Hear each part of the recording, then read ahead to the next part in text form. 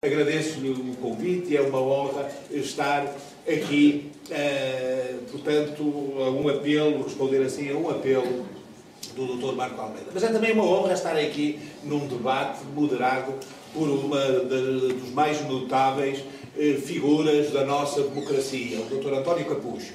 Eu habituei-me a vê-lo desde os idos de 74, 75. Era eu um jovem estudante em Coimbra e a vê-lo, ele também jovem, mas já com responsabilidades políticas enormes, grandes responsabilidades políticas. Curiosamente, à medida que o sistema se foi degradando, à medida que o sistema político-partidário se foi degenerando, foi-se afastando até que acabou o expulso, penso eu, não estarei muito longe da verdade, acabou o expulso do partido que ele fundou, do partido que ajudou a crescer, do partido que, enfim, lhe deve muito mais a ele do que seguramente o Dr. António Capucho ao partido. Mas a vida é assim, as coisas são como são, e se há coisa que em política não se pode esperar, é gratidão, nem sequer, muitas vezes, o reconhecimento do mérito daqueles que efetivamente o têm. E por isso eu dirijo uma saudação muito especial e também de agradecimento ao Dr. António Capucho por estar aqui, porque valoriza este debate e a mim pessoalmente honra-me muito a sua presença. Bem-haja por ter aceito o convite e estar aqui para moderar este debate. Enfim, no fundo vai ser, penso eu, um debate convosco, embora os colegas de mesa poderão também fazer a qualquer momento as suas intervenções. Mas eu, enfim, o que vos tenho a dizer é aquilo que tenho vindo a dizer ao longo dos últimos anos. Nós estamos numa espécie de fim de ciclo.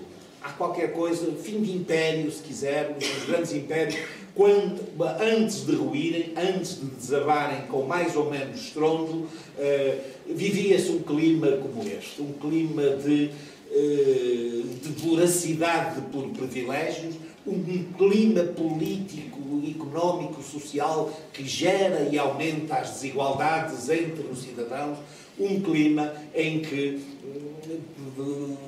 não há limites para nada, porque vale tudo, em que aquelas atividades, a atividade mais nobre, a atividade pública mais nobre que se conhece, que é a atividade política, quase se transformam, em alguns casos, em verdadeiros atos de pilhagem do património público, que nós vemos pessoas no exercício de funções públicas, políticas, durante anos e anos, e de repente aparecem com fortunas fabulosas, cuja justificação, obviamente, nunca é dada, ou então é dada de forma a ofender a inteligência de quem ouve.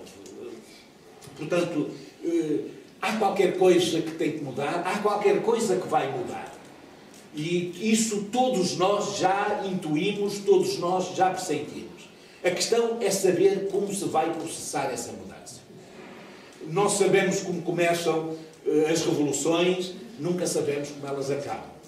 Nós sabemos como começam, às vezes, processos mais ou menos violentos de mudança, só que não sabemos como acabam.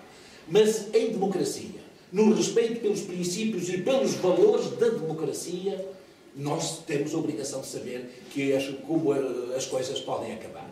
Se se fizerem as reformas que o país exige, se se fizerem a tempo as reformas que a sociedade clama, nós podemos transformar este país sem os riscos, sem os perigos de convulsões que, quanto mais tarde se fizerem as reformas, mais violentas e mais traumáticas vão ser essas transformações. Portanto, a minha intuição, a minha percepção disse-me que devemos avançar para reformas profundas na sociedade portuguesa, ao nível político, em primeiro lugar. E foi esta percepção que me levou a entrar na política. Eu nunca fiz política depois de 25 de Abril. Fiz antes de 25 de Abril. Fui, como jovem estudante em Coimbra, fui esquerdista, fui militante de uma organização comunista, do PCP, da qual saí em 73, em outubro de 73, e nunca mais militei em nenhuma organização partidária. Mas tive muitas intervenções cívicas, como cidadão, no exercício dos meus direitos, na plenitude dos meus direitos. nunca fiz, nunca tive qualquer intervenção política. Porquê agora, quando tudo aconselhava a tranquilidade da reforma? Porquê agora, quando tudo aconselhava o retorno ao aconchego e ao conforto da família? Porquê agora entrar nesta aventura terrível que tem custos pessoais enormes? Porque o país, Portugal, exige isso de todos e de cada um de nós. Quem tiver consciência verdadeira da situação em que o país se encontra, tem que dar um passo. Não pode deixar de responder à chamada. Temos que nos comprometer numa mudança deste Estado, numa mudança democrática.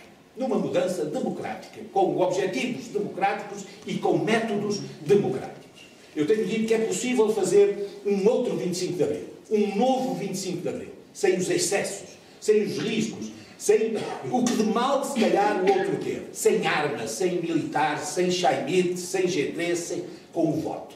É possível revolucionar este país pacificamente com o voto dos cidadãos. Para isso é preciso que os cidadãos tenham consciência da importância dessa arma que eles têm. Infelizmente, eu devo dizer-vos que não tenho tido